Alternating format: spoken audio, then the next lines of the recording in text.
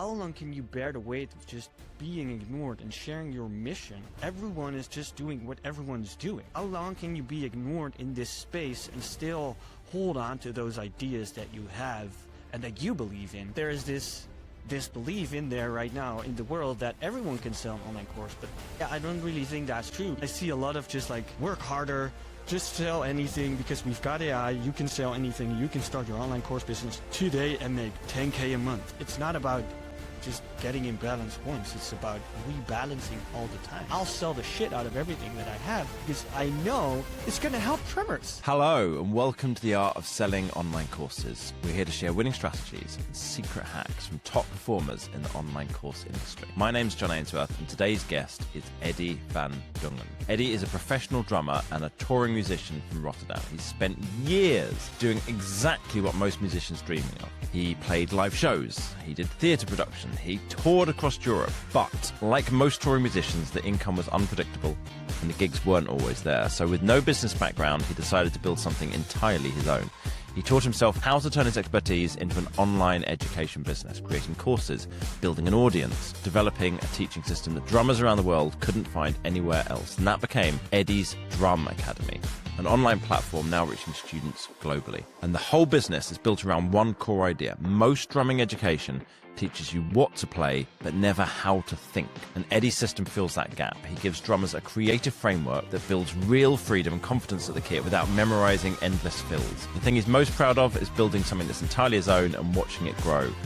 Eddie, welcome to the show, man. Thank you so much for having me, John. Super happy to be here. So talk us through a little bit, like, who's your audience? Is it experienced drummers? Is it people starting totally from scratch? Like, is it the whole range? Who are you after? Yeah, it's more based on people that are more experienced. So funny, when people ask me this, I'm always saying like it's intermediate drummers that have been playing for a while. But something I realized, especially over the last few weeks, is that some drummers have the idea that they're already intermediate, but they're actually beginner. Or some people think they're already advanced. Everybody overestimates, or not everybody, but a lot of people overestimate their skill level, right? That's very common. Exactly. If you look at it in language learning, everyone who's a B1 thinks they're a B2. Everyone who's a B2 thinks they're a C1. It's common. Yeah. Yeah. So I'm trying to kind of re-navigate and restructure that kind of language because I want to be, a little bit careful with using the words intermediate and advanced and beginner. So I usually say it's more experienced drummers that have like the basics down. They can play. They've played with bands, they've played with different styles. They've played on jam sessions. They've played maybe on a few recordings, unprofessionally probably, just with some bands, but they have this dedication to this craft of like, I want to become better, but I'm stuck. Every time I sit down and I play some fills, like things to just fill up, I play the same stuff and I play a new song, but again, that same idea comes up and I don't have this like headroom, as I like to call it, of just like sucking it out of their thumb and just play some stuff that comes up speaking the drum language basically fluently. So that's one thing, or one crowd that I'm really focused on, is that those people that are already playing for a long time and they get stuck and they want more freedom and they don't need, because here's the thing, they share like, hey, buy my 100 fills pack, and then you have 100 fills and then I can't remember 100 fills, I don't know. For you as a bass player, can you remember all those 400 licks that you've had? No, of course not. You need to have the building blocks of the language, right? And then you can restructure that and create your own kind of words and stories on the drum. So yeah, it's more experienced drummers that are looking to really expand to that next level and break free from that sort of loop that they're stuck in. Now, one of the things that you've said about growing a course business is that you've got to be okay with being ignored. Can you talk to us about that? Yeah, it's not even specifically about course business. It's, I think, as an entrepreneur or, becoming better at your craft, whatever that is, probably with you as well. Like you've done hundreds of podcasts. Like the first few episodes, nobody's listening, or 5 people, and it's great. Yeah. But for me as a drummer, I mean, you're on Instagram, you see how much stuff is out there on probably bass as well. And there's so much stuff out there. So how long can you bear the weight of just being ignored and sharing your mission? Like I have a very clear mission on what I want to achieve in the drum world. How long can you kind of bear being ignored, or kind of get hate or, people that say like, you shouldn't do it like that. You shouldn't do it like that. You should do that. You should do that. Like, how long can you be ignored in this space and still hold on to those ideas that you have and that you believe in so that you can actually, share that with the people that want to know, right? So I believe that there is this belief in there right now in the world that everyone can sell an online course, but I don't really think that's true, because if you don't know, what you're actually, believing in, what you do, or you're just trying to sell something random because you feel like, oh, I can just sell this, I don't think it's going to last. And it feels like similar to that people, have this idea of that it doesn't matter really what you sell and that it really doesn't matter what you do. But I think it's very important to, believe in that, your own mission, your own vision, instead of following the trend. Who have you heard say that? What kind of circles has that been in? It doesn't matter what you sell. It's just sells. I don't know if I quite remember the exact words you just said, but it sounded like you were saying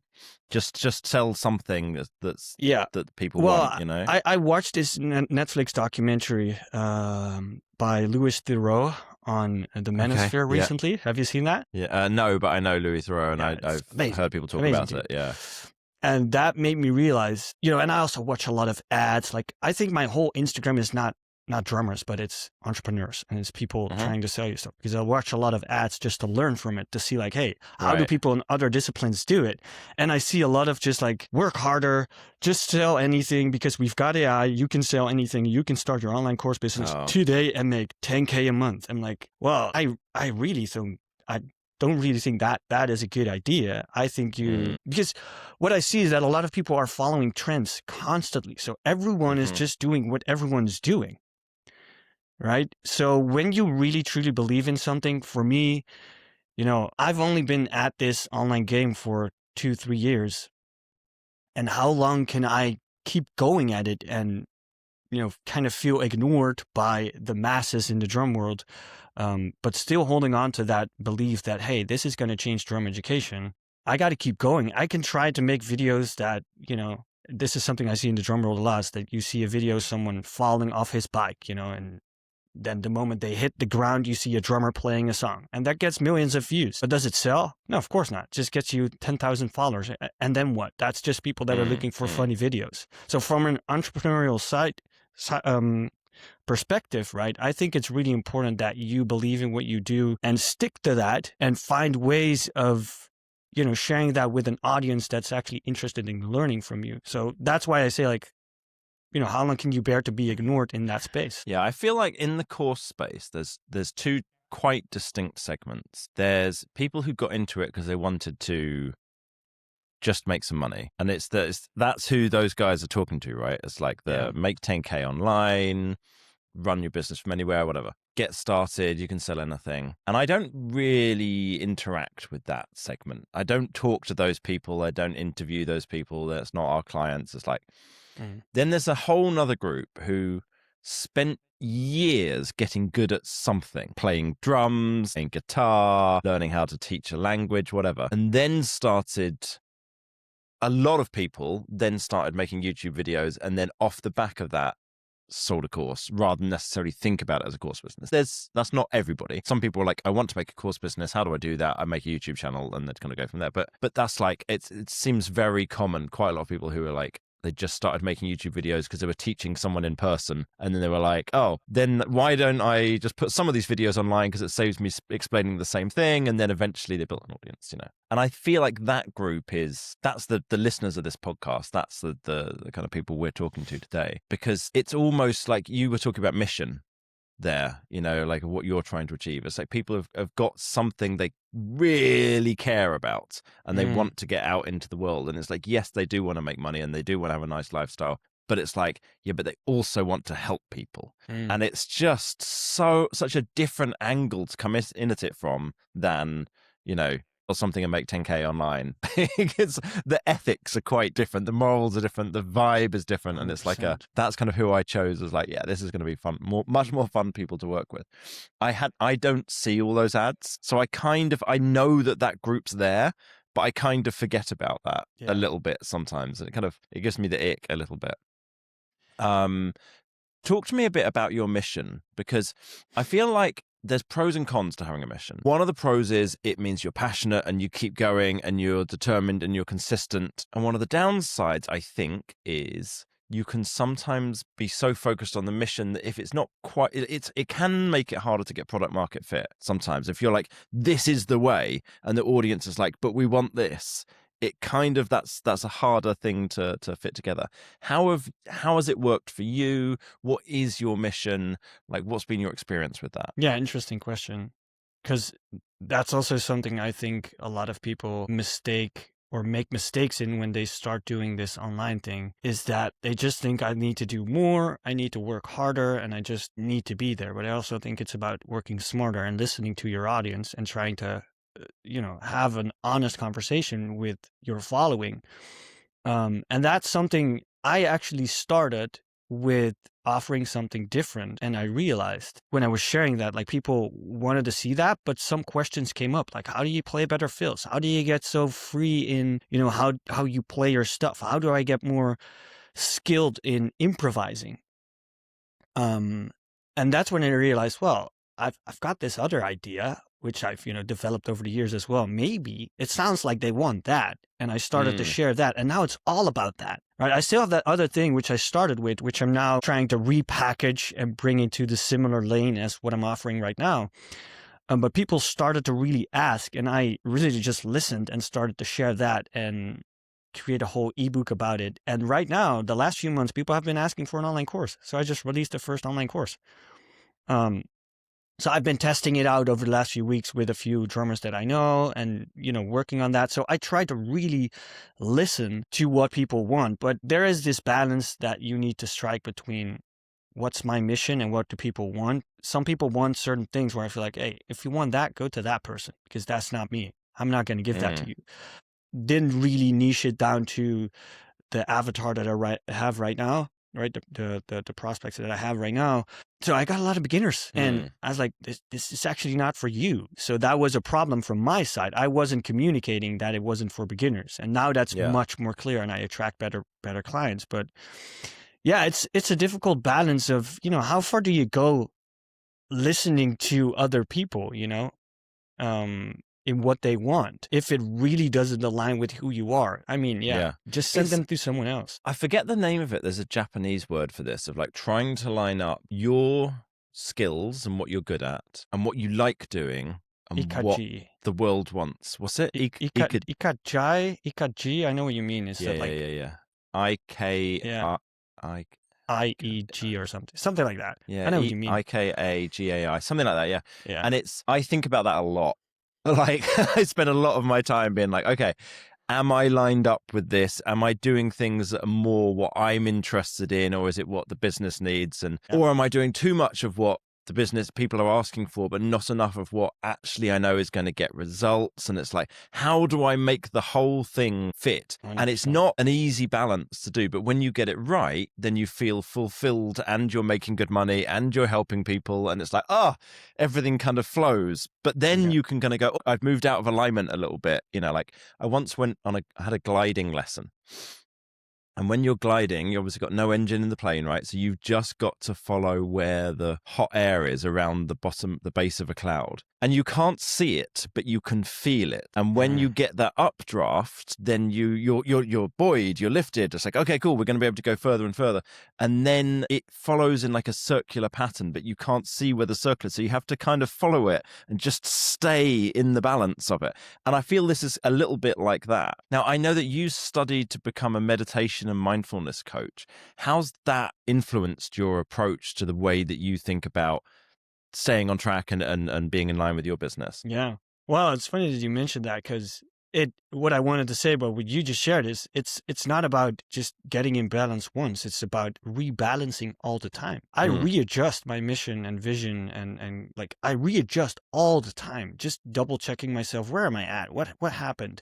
Like, how much did I actually get influenced by what people were saying, and how much is still my own mission and vision of what I know will be best? Because a lot of people will give you advice, and not to say that I'm better than other people. I just have more experience. So somebody might be here while I'm here, and he's thinking like, you need to do this. I know this will work. And I'm like, dude, I've got like 15 years of more experience. You don't like, I know what's in between here. And I know that this is missing. So a lot of a lot of this is readjusting, and that mindfulness and meditation experience. I was studying at music college in, almost 10 years ago. I get in the first year, just a little story, because it brought me to why that meditation is important to me, and how I got there is, I got in music college. I did 4 years of auditions. So they only let 5 people in per year. So the first year they say, hey, you're not good enough. Come back next year. I'm like, cool, I'll go practice. Second year, they're like, yeah, you miss a little bit of technique and some knowledge about different styles. I'm like, cool, I'll be back next year. Next year is going to be my year. And then the next year I come back. They only let 5 people in. They're like, sorry, man, but you're 6th on the list. We already have 5 people. And it broke me. For 2 months, I was like, oh my God, what am I going to do with my life? And I needed to go to this particular college because there was this one drum teacher. I was like, I need to be with that guy. That is the guy that I need to learn from. And then 2 months later, I pick myself back up. I'm like, this is what I have to do. So, what can I do? I'm just going to practice. So I go back the 4th year. I finally come in. So you already have imagine you have 4 years of daily practice, right? Already 4 years. It's insane. That's already 4 years of study.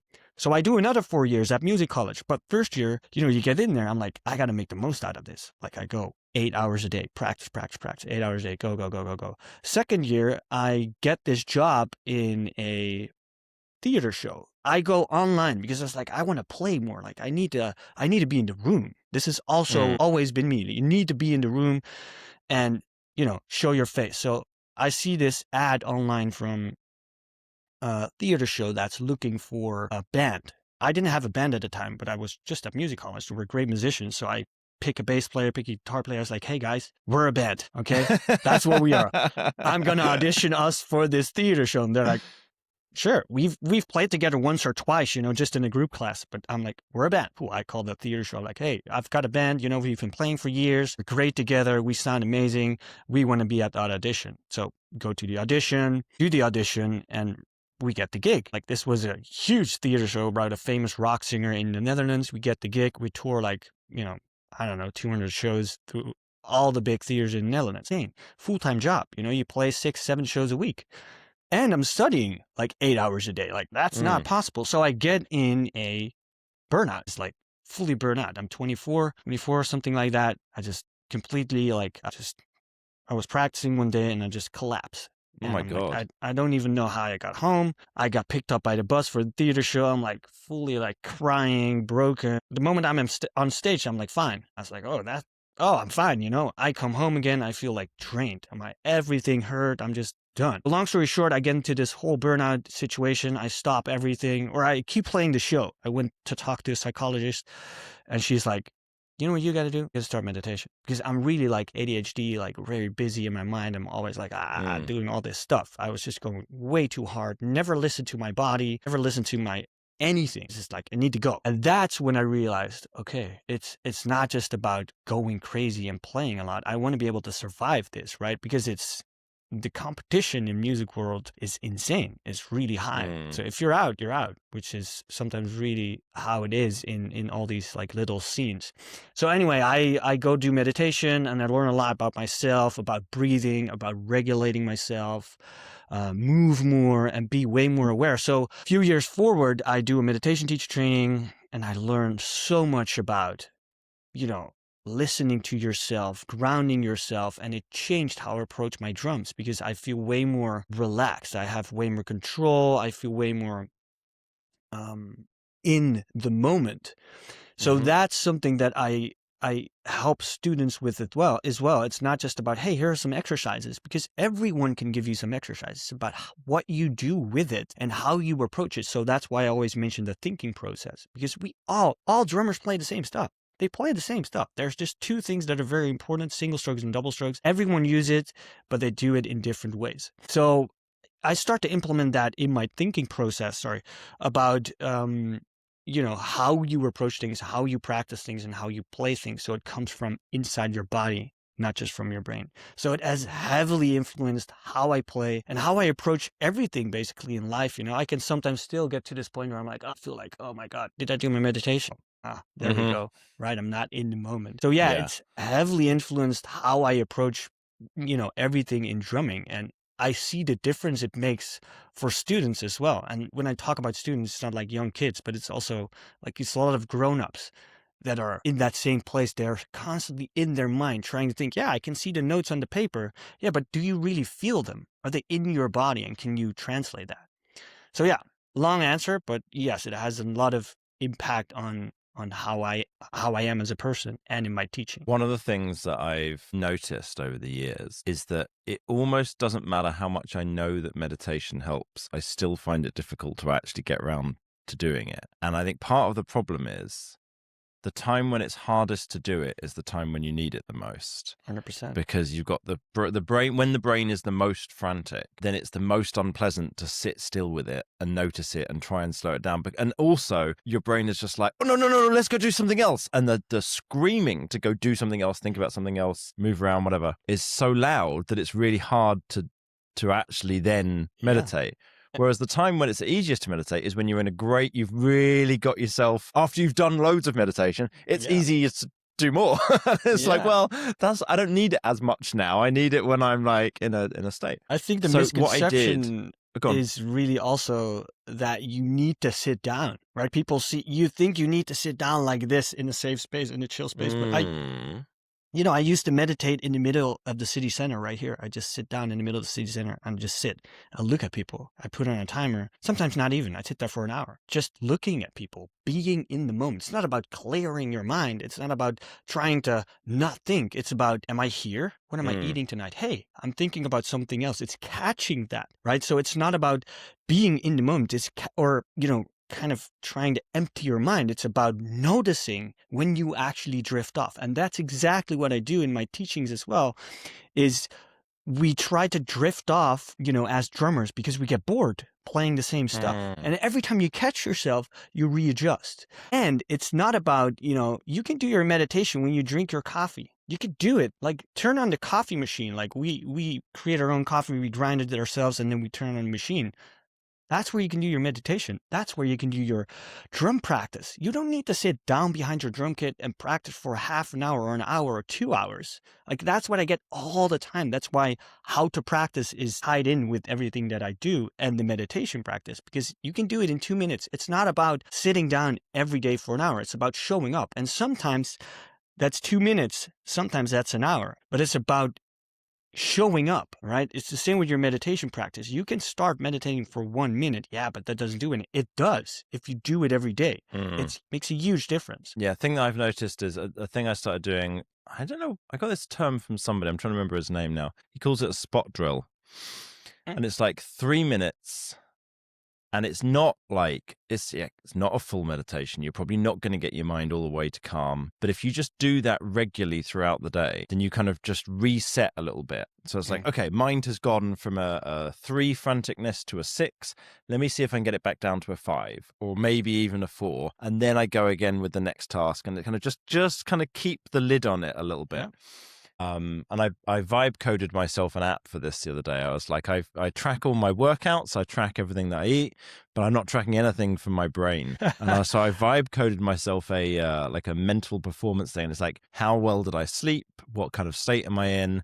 And then throughout the day, how many meditations did I do? How many times did I do a breathing practice? And then at the end of the day, how well did I do? And my hypothesis is that when I look back at the data, the days when I did the meditation and the breathing or whatever, I'll have had not only a better day that day, but probably the next day and the day after, that kind of thing as well. So I'm now kind of building the habit of actually doing that every day. Amazing. One of the things I wanted to talk to you about was kind of get more into the details of your business and the funnel. Talk to me about, you've told me that you've got like 10,000-ish subscribers, but 200,000 plus views a month. How's that doable? Are you doing a lot of shorts? Like that's a massive discrepancy between subscribers and views. What's working for you there? Shorts is definitely working. So a friend of mine put me onto that last year when I was in LA. He's like, dude, you got to put up shorts because it's like working, and keep it so short he he analyzed everything. I'm not really about the numbers that much. But he's like, you got to keep it like between like 10 to 12 seconds and Oh literally wow, short. trim off every little second that you don't need. And it repeats itself. Yeah. Right? Especially on Instagram, but then YouTube, it's like people are just like, wait a minute, what happened? Let me scroll back. Let me go back. Let me go back. What he's doing. Let me go back one more time. And then you have like, maybe a sort of average of 5 to 10 views from one watcher. But anyway, yeah, shorts work really well. I try to post one every day on YouTube, Instagram, TikTok. And YouTube, it's been fluctuating a lot, man. I haven't been super consistent, honestly, and I've been trying to get better with the long form videos, but shorts every day have been working really well. Yeah. How are you finding that tends to do in terms of converting into email subscribers? Because my experience has been that it's like a much, much lower percentage than long form views. Yeah, 100%. I usually push people to a long form video from all those shorts. So you can add like another video in YouTube Shorts, right? And then they click. So I make sure that that's a title where people are like, whoa, I can learn that myself. Bang. And then they go to video. So I'm really trying to, restructure and trying to refigure out the numbers with YouTube, also because I'm starting with you guys, which I'm super excited about. To be a little bit more about the data to figure out where are people coming from exactly and how much, are people actually clicking from there. But yeah, on YouTube Shorts are definitely my go-to. It's also easy because the system I work with as a drummer allows me to literally come up with endless ideas. So I record like 50 to 100 videos one day and then just like post it for a month, That makes it really easy. Easy in a way with posting. I mean, recording drum videos, this is way easier than to record, or just talking in your video, like making selfie videos is way easier than to record your home drum set, edit the video, edit the audio, and then put the audio and the video together and then export it. Like that takes some time. But yeah. You've also got an ads funnel, right? Talk us through about that. How much are you spending on that? What's your kind of ROAS with it? What are you promoting? So I'm promoting my ebook series, which is 3 sort of packaged main ebooks of my fill system, so that allows people to create more fills by themselves. That's what I offer directly through my ads. So the ad literally just, a bunch of ads that show like, hey, this is what you can do if you want to become more free around the drum kit. You can get started today for just like blah, blah, blah. Click on the link below and they go to the landing page right away, which is a product of 37 euros. I spent probably we've been readjusting over the last month, but before that it was doing really well. I was spending probably 2,000-3,000 a month and had a ROAS of 2.5 to 3.5, which was nice, really good with direct like sales, which was really cool. But yeah, you probably know that as well with Meta changed their whole structure with the ads, like you have to redo your ads like every 2 weeks because of the whole AI stuff. A lot of people were running AI ads. I try to stay on top of that research, but it's been working really well, offering a low ticket, and having a good ROAS seems to work really well. And then I have 2 upsells usually. And man, I think 35 to 40% gets those upsells. So that's good. It's been really That's good. really strong. Yeah. Do you have order bumps as well? Yeah, that is the order bump. Sorry. I have order bumps. Yeah. I actually just restarted doing like an upsell after that because I didn't have enough offers basically. Yeah. Because it was doing so well. The books were doing so well. I was like, wow, okay, if this is working. So I got a little bit lazy, man. Because you see something is working, and I also struggled to figure out what should I do first. This online course, or this or that. People have been asking for things. So now I just added something and another online course in the upsell, but that's just like last week. So I have no idea how that's doing yet. But the upsells the order bumps were all like 40, 50% insane. Great. It's doing really well. You mentioned there you're working with Josip on an audit at the moment. So why did you sign up for that? What were you looking to get help with? So I know I can definitely improve all the things that I offer. I'm not a marketing guy. I learned everything myself. I worked with a bunch of business coaches, and I come from a generation that kind of, YouTube came up in, what was it, 2006, you start to kind of learn about it. But we, as musicians, we would go to sessions and get the gig. Like, it wasn't really about social media, and I started posting 2 years ago, man. Like, I didn't really use it before that. I just wasn't interested because I felt like, what's that going to do?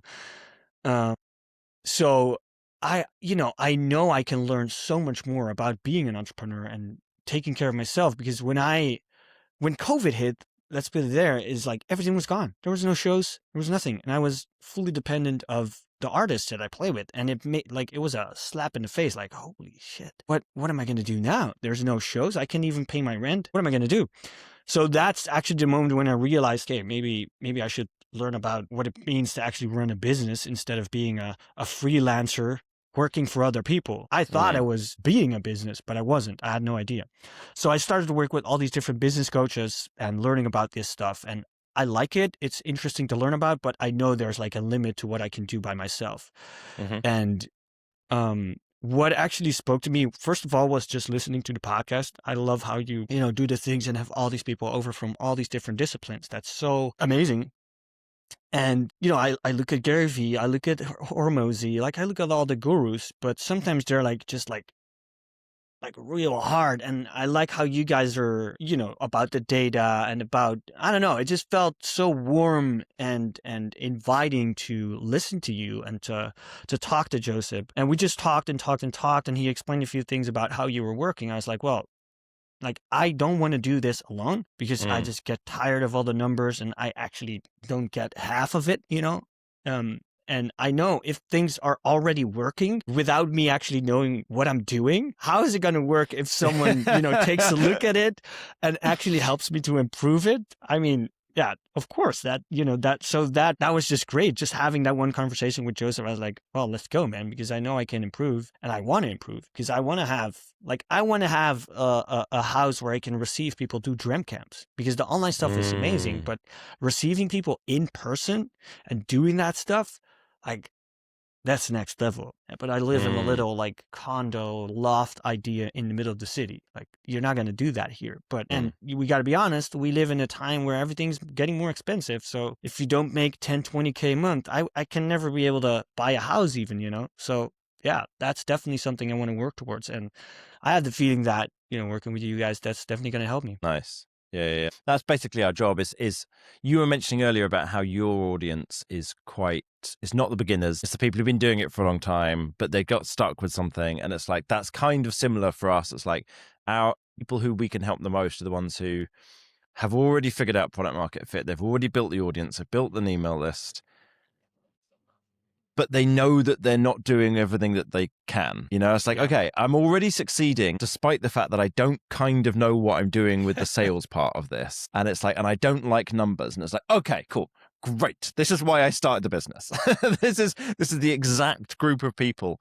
We've been doing work recently, because we want to, always find new people to great guests for the podcast, of building out a list of like who matches those criteria. And I've been using AI to kind of help me build that out. And it's like, it's not small, but it's not a massive number either. It's like, it's maybe tens of thousands in the world. I don't think it's 100,000. So it's like, it's enough that we've got lots of people who we do reach out to. And a lot of the guests on the podcast recently have been people who we'd reached out to invite on because we thought they looked like the perfect fit. But it's like, we have to search. We've got to look to try and find these people. So yeah, man. It's I quite like that similarity. Yeah. What's the goal for you? Where do you want to be at? You mentioned like 10 to 20,000 a month, having the house where you can invite people around for band practice. Is that the vision? Is it even grander? Because that sounds pretty dope. Sure. Right, already. Sure. Like, is there more though? Yeah, man. I mean, of course there's more. Like, what I'm already doing is I'm traveling the world to go to all these drum festivals and talk to people and just be in the room. Like, I already get sponsored by a lot of great brands. The hardest thing for me is I'm from Holland. It's a small country, and between me and the big brands, there is a weird situation which I'm not going to get into, but it makes it very hard for me to get out there and because I'm from a small country. So being able to sit down on those drum festivals on the main stages and inspire drummers from all over the world. That's definitely a mission. If we talk about just sharing my method, if we talk about, revenue, like I'd love to go up to $1 million a year. Mm. A few years back, I was like, I'm happy if I can pay rent and get some food. I didn't know. I was just like, okay, well, this is world. I already had this sort of agreement with myself, like I will never be able to buy a house because I'm a musician. And then you start to go into this online world and business. You learn about business and you're like, wait a minute, I can make money doing what I love without feeling like, I'm this bad business guy or trying to trick people into buying stuff. Like, as soon as you let go of that and you see like, hey, I'm actually on a mission to help drummers to become way better and to follow their dreams, like that's amazing. I'll sell the shit out of everything that I have because I know it's going to help drummers. That's my mission, man. And yeah, honestly, if you can get into that belief set of, I can do this and I want to make $1 million a year, it feels possible. And it's not about making the money. It's about structuring an offer that it helps people, that they can become better at what they want to do. And that helps me to actually reach more people and help people to come to me and find me, which allows me to live the life that I want and share the inspiration that I have in me. If there's one thing that I love to do is give that to people. So yeah, if I could go up to like, this year really is trying to get to the 20K and get that dream off the ground of, being able to get a house where we can do the stuff that I want to do, receive people in person. Yeah, going up to 100K a month, it feels possible. And that's definitely one of the bigger things that I have. The end goal would be to have that place and have people from all over the world come study with me, and me traveling around the world, coming to them, offering those workshops and master classes. And for the people that can travel, cannot travel throughout the world, but still bringing that passion of me to them. Dude, that sounds dope. Yeah. I love that. Well, that's a great place to finish on. I think it's really inspirational. Yeah, man. Eddie, thanks so much for coming on, man. This has been absolutely awesome. If anyone listening that wants to listen to any more music-based episodes, we've got a whole load out there. Scott Devine, Ashley Young, we had on Melanie. I think I had Melanie and Max on already. I'm not sure. I'll have to just go double check. Teaching piano. So there's a load more out there, so go check those out as well. As always, thank you so much for listening. Really, really appreciate you guys. And Eddie, thanks again for coming on, man. This was awesome. Thanks for having me, man. It was an absolute pleasure.